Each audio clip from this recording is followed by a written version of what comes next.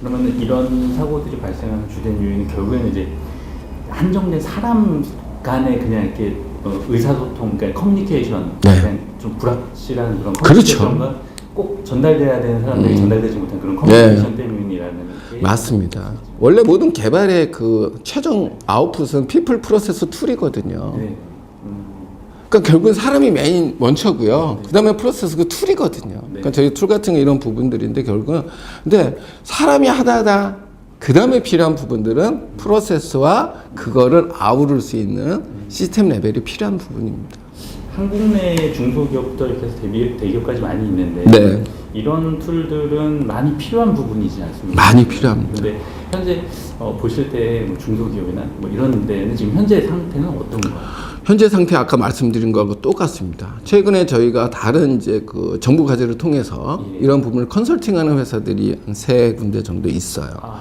예. 그런데 뭐 이제 말씀만 들으면 대부분 전자업체로 알 수 있는 그런 부분들이 회사들인데도 마찬가지입니다. 부품 관리, 파트 넘버 관리 전혀 안 돼 있고요. 그 큰 회사인데도 불구하고. 예. 나름대로 이제 중견기업이다라고 보면 안 돼 있어요. 너무너무 힘들었습니다. 왜 그러냐면 이 부분이 못 알아는 부분이 명확해야 되는데 한마디로 우리 한국 사람들한테 주민번호 없는 거하고 똑같아요. 그냥 이름만 있어요. 근데 저는 박재덕인데 제 번호가 있어야 유니크해지잖아요. 그렇죠. 근데 박재덕만 있고요. 주민등록번호가 없습니다. 박재덕이 여러 명 있을 텐데. 예, 여러 명일 수도 있고 정보도 인포메이션이 다 다르잖아요. 이제 이런 부분들의 이제 관리 체계들 또 이런 부분들이 잘 안 돼 있어서 그런 부분 이제 분들한테 처음에 저희는 이제 툴을 권해드리는 게 아닙니다. 왜 이제 관리 체계라든가 그러니까 기준 없는 툴은 도입해도 의미가 없어요. 툴에다가 임플리멘테이션 시킬 게 없잖아요. 그렇기 때문에 그분들한테는 먼저 부품 구조는 또 클래스는 이렇게 나누고요.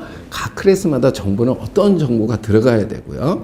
거기에 우리 이제 인증 관련해서 뭐 오토모티브, 밀리터리, 뭐 헬스케어 이런 부분은 어떤 산출물이 여기 들어가 있어야지만 이 한 부품에 대한 이제 그 정보가 완벽해집니다. 또 그런 걸 기반으로 또 오토모티브 디자인을 하기 위해서는 오토모티브용 부품을 당연히 써야 되기 때문에 그런 것들을 효과적으로 서치하고 해서 디자인을 한 다음에 그 디자인의 모든 검증이라든가 해석 관련한 데이터들, 소스 데이터들은 리비전별로 이렇게 관리해 주셔야 합니다. 그러면 자동으로 거기서 생산 데이터들이 이제 뽑아져 나옵니다. 라는 부분이에요. 그럼 이 사람들은 좀 의아해하세요. 고객님들은. 그런 게 필요해? 이래요. 옛날에는 뭐 거기서 파일 한두 개밖에 안 나왔는데 이럽니다. 그건 옛날이고요. 지금은 그렇게 해서 인증도 못 받고 팔 수도 없고요. 점점 복잡해지고 그렇습니다. 그리고 결국은 우리는 이제 양산 체계에 돌입하면 코스트 이노베이션을 통해서 전체적인 가격 경쟁력도 우리가 가져야 되지 않겠습니까? 그런 기반을 하기 위해서는 당연히 맨 앞단추서부터 차근차근 관리하셔야 됩니다. 그게 딱 기준이 됐을 때 이런 시스템을 도입하셔서 좀 더 업무의 효율성들, 편의성들을 같이 가져가 주셔야 합니다. 이렇게 말씀을 드려요. 비슷한 얘기가 될 것 같긴 한데 저희가 이제 인터뷰 오기 전에 내용을 조금 보니까 모바일, 오토모티브, 헬스케어 이 부분에 대해서 많이 이제 강조를 하셨어요. 그러면 이게 요즘에 가장 핫한 분야이지 않습니까? 사람과 밀접하게 운용되는 전자제품들인데 이 전자제품의 회로 부분에 있어서 회로 설계 데이터와 관련된 최적화 시스템이 요구될 거라고 보여져요. 그런 부분, 어떤 부분에 최적화? 아까 왜 그러냐면 이제 마찬가지로 모바일 환경 쪽이라고 봐도 모바일은 이제 완성품도 있고 기타 이제 부품 이제 제조하는 부분이 있습니다. 그러니까 실제 삼성전자에서는 기본적으로 이제 안에 내부적인 그런 부분들 기능단을 이제 하지만 이제 겉에 있는 이제 뭐 LCD라든가 카메라, 뭐 배터리, 뭐 이런 부분들은 다 그 외의 업체들에서 만들어지고 있어요. 네. 그러다 보면 삼성은 어떠한 체계, 나한테 이 제품을 신뢰할 수 있는 그런 부분인지를 나한테 알려줘라고 얘기를 해요. 자동차도 마찬가지입니다. 오토모도 결국은 현차는 완성차 업체지 모든 부품들은 티어 1, 2, 3에서 제조를 하고 있죠. 전자 같은 경우는 대부분 이제 외부에서 들어오는. 그렇죠. 네. 그러니까 주요한 부분만 내가 하고 나머지들 그걸 또 모든 걸 다 갖고 있는 것도 리스크한 부분이고요. 그러니까 또 자동차도 마찬가지고요. 헬스케어도 마찬가지입니다. 근데 이분들이 그걸 강조하는 이유가 뭐냐면 사람 친화적이잖아요. 네네. 노트7 같은 경우도 터져버리면 안 되는 거고 자동차도 급발진, 전자라는 부분이 많기 때문에 EMI나 여러 가지 것들 때문에 급발진의 문제들이 또 발생할 수 있는 거고요. 헬스케어 같은 부분은 점점 우리의 이제 온몸을 스캔하고 그거에 따라 오동작을 하는 경우 저희가 문제가 될 수 있기 때문에 특히 강조를 한 겁니다. 네. 왜냐면 기존의 모든 그런 환경들이 컨슈머라고 하는 텔레비전도 있을 거고 뭐 다 마찬가지로 그런 부분은 이제 정점이 오르고 점점 스마트화 돼가는 부분이에요. 네, 옛날 전기에서 이제 전자에서 이제 스마트로 가니까.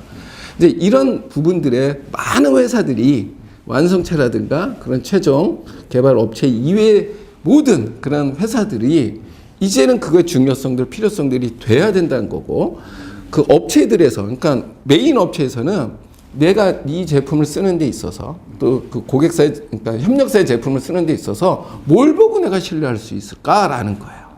그러면 부품 관리 딱 오케이. 오토모티브 부품 잘 관리되고 봄 딱 뽑았는데 여기에는 오토모티브 부품인지 헬스케어 부품인지 쫙 다 체크되고 있고 믿거든요. 그리고 검증은 뭐 했어? 라고 물어보실 거예요.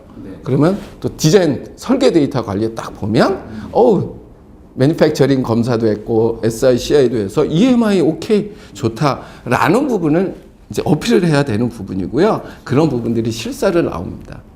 네, 이제 현대에서도 각 티어 1, 2, 3를 가서 실사를 해요. 왜 그러냐면 현대 자동차도 불안하죠. 왜?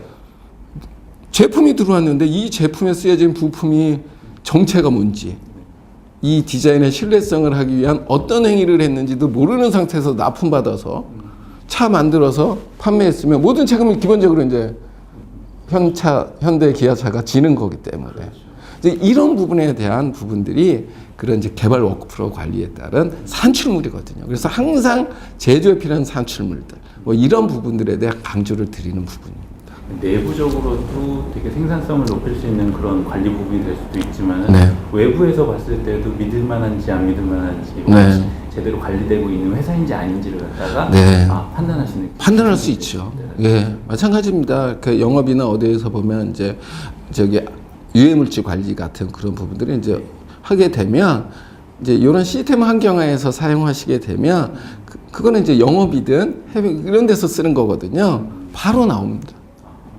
그러니까 그거를 만들기 위해서 뭐 데이터 주세요 해서 며칠 밤 세워서 그 데이터를 만드는 게 아니라 그런 게 필요한 회사라면 데이터가 자동으로 이제 그 관리가 될 때 그런 계산도 자동으로 떨굴 수 있는 그런 환경까지도 갖춰지게 되는 거죠. 아까 그 표준화 공용화 부분 얘기가 나왔었는데 네네. 이 표준화 공용화가 제가 좀 다르게 한번 생각을 해본 거는 네. 납품하는 회사와 납품 받는 회사가 어떤 하나의 스탠다드를 갖고 서로 그걸 갖고 커뮤니케이션을 할 수 있는 그런 부분이라고도 볼 수 있을까요? 당연하죠. 너무 당연한 얘기가 뭐냐면요. 이제 우리 한 회사로만 보면 표준화 공용화는 당연히 해야 되죠. 표준화를 통해서 이 제품의 뚜껑은 다 이걸로 하나로 만든다라고 하면 이거는 100만 개 찍어서 나머지는 색깔만 바꿔서 다 끼면 되잖아요. 그런 것처럼 표준화를 통하고 자연히 표준화를 하게 되면 공용화에 이루어지게 되는 거죠. 근데 또 말씀해 주신 것처럼 외주업체가 있습니다. 외주업체에 납품을 하는데 결국 이 단가라든가 이런 부분들을 이제 많이 가져가야 되죠. 그걸 이제 도구품, 사구품이라고 얘기합니다. 근데 이 부품의 파트 넘버와 우리 파트 넘버가 뭐가 같은 놈인지를 매칭하는 부분이 실제 많이 요구되고 있는 부분이에요. 특히 뭐 가전에서도 많이 요청하고요. EMS라고 하는 그런 회사에서도 많이 그런 이제 매핑해서 표준을 공유하는 그런 부분들을 많이 해주고요. 가장 중요한 부분은 이제 뭐에서 삼성이든 현대든 어디에서 티어 1에 내려주는 그런 DB를 오픈해주면 최고죠. 거기는 표준화가 돼 있으니까. 그 표준화를 따라가면 되는데 뭐 아시겠지만 보안이나 여러 가지 따로 구축하면서 매핑하는 과정들 향후에서는 가장 좋죠. 왜냐면 나사에서 오픈해주면 자연적으로 우리 국방성에서 받고 국방은 결국 이제 우리 밀리터리 이제 회사들이 쫙 받아주면 DB는 공유하고 데이터는 이제 정확하게 만들어주면 참 좋은데 사실은 조금씩 아직 이제 단절되고 있는 상태고요. 저희가 원하는 부분도 이제 앞에 말씀드린 그런 표준의 데이터에 공유합니다. 네. 그 아까 잠깐 말씀하실 때 보면은 과제도 진행을 하셨다고 하셨어요. 네네. 이런 부분들을 가지고. 네. 그러니까는 정부에서 과제가 진행될 정도라면은 그만큼 필요성이 있다라고 판단을 한 부분일 거라고 생각이 들어져요. 네. 정확지는 않더라도 국내 같은 경우에는 지금 이런 표준화나 이런 어떤 관리 툴을 사용하고 있는 퍼센테이지나 혹은 퍼센테이지나 그리고 이제 이게 지금 진행이 어느 정도까지 앞으로 계속 갈 거라고 보시는지. 사실은 이제 원래 과거에 그러니까 이제 전체적으로 보면요 대기업밖에 없어요. 현재 스코어 비싸거든요 얘가. 아무래도 우리가 서버 시스템도 존재해야 되고요. 이게 웹 환경이거든요. 그래야 그러니까 저희가 지향하는 게 애니프랩웍이고요. 애니플랫폼, 그다음에 애니OS, 애니스페이스예요. 그래서 어디든 접속을 해서 어디든 이제 회사 내부든 아니면 이제 회사 인트라망이든 아니면 거기서 인정하는 VPN 환경에서는 그 정보를 누구든 가져가는 거죠. 회사 이외에는 안 되니까 그거는. 근데 이제 그런 환경을 만들기 때문에 기본적으로 비용이 조금 들어갑니다. 근데 이제 PLM이라든가 ERP 많이 들어보셨겠지만 PLM도 어마어마하게 이제 돈 들어가거든요. 근데 그런 부분들은 이제 대기업 위주로 이제 돼 있기 때문에 중소기업처럼 1억 쓰기도 어려운 회사들이 200~30억, 200~300억짜리 시스템 환경을 구축할 수는 없습니다. 사실은 퍼센테이지로 본다면은 한 5%? 현재로서는. 네. 시장이 어떻게 보면 되게 넓다고 보는데 그만큼 또 어려운 부분은 뭐냐면 어떤 일정한 이제 규모의 비용을 쓸 수 있는 회사들이 사실은 아직까지는 좀 어려운 부분이라 정부에서도 이제 사정 컨설팅도 하고 거기에 따른 만약에 뭐 저희 회사도 이제 컨설팅한 회사들은 베네핏을 많이 드리거든요. 그래서 좀 더 그런 이제 좀 투자하기 어려운 회사들을 또 이제 가이딩해서 이런 환경에 좀 쓸 수 있는 그런 이제 텃밭을 만들고 싶죠. 대기업을 제외한 게 95%라고 이제 얼마 전에 신문도 봤습니다. 그래서 거기서 추가적으로 한다고 한 90% 정도는 이런 시스템이 이제 필요한 부분일 거고요. 아니면 ERP를 대치해서 이제 사용하고 계시지만 ERP는 기본적으로 리소스 플래닝하는 툴이지 이런 개발 관리 툴은 아니거든요. 이제 그런 부분에서 이제 좀 더 저희도 노력해서 이런 개발 환경에 저희도 이제 많이 고객이 있으면 그만큼 이제 고객한테 효과적으로 다가갈 수 있는 부분이니까요. 네. 마지막으로 뭐 중간중간에 소개도 하시고 하셨어요. 네. 이제 말씀하신 것처럼 PLM이나 뭐 ERP 이런 걸로 대체를 해서 쓰고 있는 그런 어떤 툴들이 또 있는데, 네. 이 지금 현재 폴리오그가 갖고 있는 이 툴에 대해, 그러니까 여태까지 말씀하신 이런 난제들을 해결하기 위한 솔루션들 중에 폴리오그가 갖고 있는 이 솔루션 어떤 솔루션이라고 소개하실 수 있는지. 저희가 말씀드리면 이제 전자회로 개발 관리 시스템입니다. 그래서 이 환경은 저희 이제 16년 된 회사인데요. 2000년에 이제 창립을 해서 지속적으로 회로 관점만 봤습니다. 그러니까 전자 제품의 관점에서는 회로, 기구, 소프트웨어가 큰 세 축으로 나눠지는데요. 사실은 기구 관점에서는 이런 환경들이 많이 있습니다. 하지만 이제 회로 관점에서는 회로 포커싱에 갇혀서는 사실은 이제 솔루션이 많이 없고요. 또 국내에서, 그러니까 해외에서도 사실은 회로 관점에 이제 이런 솔루션에 대한 이제 관심을 갖기 시작하고 있거든요. 업체들이. 근데 저희는 이제 부품에 대한 3D 라이브러리에 대한 어차피 노하우, 그 다음에 기본적으로 모든 부품 이제 클래스에 대한 노하우들이 많이 있어요. 그리고 또 기본적으로 태생 자체가 이제 검증하고 시뮬레이션하고 뷰잉하는 그런 이제 소프트웨어가 또 같이 있기 때문에요. 이 환경과 그 소프트웨어들이 잘 연동이 될 때 훨씬 많은 베네핏을 고객한테 드릴 수 있거든요. 그래서 말씀드리면 다른 데 특화된 차별화는 모든 전자회로 캐드들이 많거든요. 그것들이 다 인터페이스가 돼요. 네. 왜냐면 다른 데는 자기 것밖에 안 되거든요. 근데 저희는 지금도 모든 인터페이스를 통해서 데이터 관리도 하고 있고 하기 때문에요. 저희가 드릴 수 있는 그런 부분들은 가장 완벽하게 그 시스템과 툴이 연동될 수 있는 그런 환경들, 그 다음에 기존 이런 업계에 대한 노하우들, 이런 부분들이 이제 고객분들과 함께 하면 훨씬 시너지 효과가 있으리라고 이제 생각하고 있습니다. 요 관련해서 2월 7일 날 또 웹세미나도 준비하신다고 들었습니다. 네네네. 이런 내용들로 구성이 됩니다. 맞습니다. 네. 많은 분들이 오셔가지고 더 많이 알았으면 좋겠습니다. 네, 감사합니다. 네.